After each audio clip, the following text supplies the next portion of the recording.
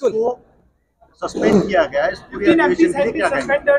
Yes, दोनों में देता हूँ, इंग्लिश और Hindi. English French parlez-vous français? Je peux parler au français. ठीक आहे. नाही, 2-3 ह्याच्यात महत्वाच्या घटना झालेल्या आहेत. कालची जी घटना घडली पार्लमेंटमध्ये मला वाटतं खूप गंभीर आहे आणि ह्याच्यावर आपण विचार करणं गरजेचं आहे. पहिली बाब ही आहे की हे दोन जे व्यक्ती होत्या, 2 की 3 व्यक्ती होत्या, त्या तिथपर्यंत पोहोचल्याच कशा? साधारणपणे इथे पण जर तुम्हाला आत यायचं असेल तर 2-3 वेळा फ्रिस्किंग होतं, पासेस मिळतात. तर हे पास दिला कोणी? त्यांच्यावर काही कारवाई झाली आहे का? कारण जर ईमेल आयडी कोणाला दिली तर लगेच कारवाई होते, त्यांना तिथून हकालपट्टी होते लोकसभेतून. तर मग ज्यांनी पास दिला त्यांच्यावर काही कारवाई होणार आहे का? दुसरी गोष्ट म्हणजे हे उतरलेच कसे तिथे? सिक्युरिटी काय करत होती? मला वाटतं त्यांचं सस्पेन्शन झाले, पण त्यांच्या सोबतच जे खासदार याच्यावर चर्चा मागत होते किंवा स्टेटमेंट मागत होते, हैराणी ही गोष्ट करते आम्हाला की उद्या जर असं काही आमच्या हाऊसमध्ये घडलं आणि आम्ही जर चर्चा मागितली तर आम्हाला पण सस्पेंड केलं जाणार का? काही ह्या खासदारांचा अधिकार नाहीये का की त्याच्यावर चर्चा मागायची किंवा उत्तर मागायचा, जाब विचारायचा?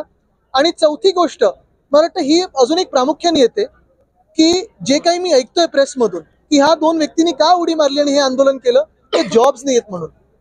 म्हणजे जो स्वतःचा जीव धोक्यात टाकून पार्लमेंटमध्ये उडी मारू शकतो, त्यांना माहितीये की पुढे जीवन संपलं. ज्या लोकसभेत त्यांनी उडी मारली, काही होऊ शकत होतं, शूट ॲट साईट होऊ शकत होतं, काही होऊ शकत होतं. अशा व्यक्तींनी जॉबसाठी उडी मारणं म्हणजे देशात किती गंभीर परिस्थिती आहे हा आपण विचार करणं गरजेचं आहे.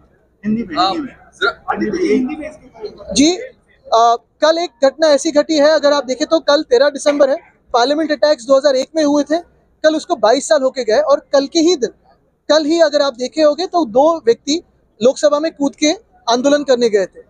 हैरानी इस बात पे है या 2-3 बातों पे है. पहले तो ये व्यक्ति कैसे वहां पहुंचे, वो कैनिस्टर्स लेके हो या बिना फ्रिस्किंग के हो, कैसे वहां तक पहुंचे, इस पे तो चर्चा होनी चाहिए, विचार विमर्श होना चाहिए. लेकिन इससे भी हैरानी की बात यह है कि जिन एमपीज ने, जिन सांसदों ने इस बात पे सवाल पूछा, चर्चा मांगी, उनको आज सस्पेंड किया गया. और मैं ये भी सुन रहा हूँ कि एक सांसद उसमें ऐसे भी है जो आज वहां प्रेजेंट भी नहीं थे ये चर्चा मांगने के लिए, उनको भी सस्पेंड किया गया. और तीसरी बात यह भी होती है कि जो मैं प्रेस से सुन रहा हूँ, जो भी स्टेटमेंट्स आ रहे हैं कि ये 2 जो व्यक्ति है, युवा है, उन्होंने ये आंदोलन इसलिए पुकारा था क्योंकि उनको जॉब्स नहीं है. देश की हालत ऐसी हो सकती है, ये कोई भी सोच नहीं सकता. गृहनिर्माण संस्थांना मुंबई मध्यवर्ती बँकेमध्ये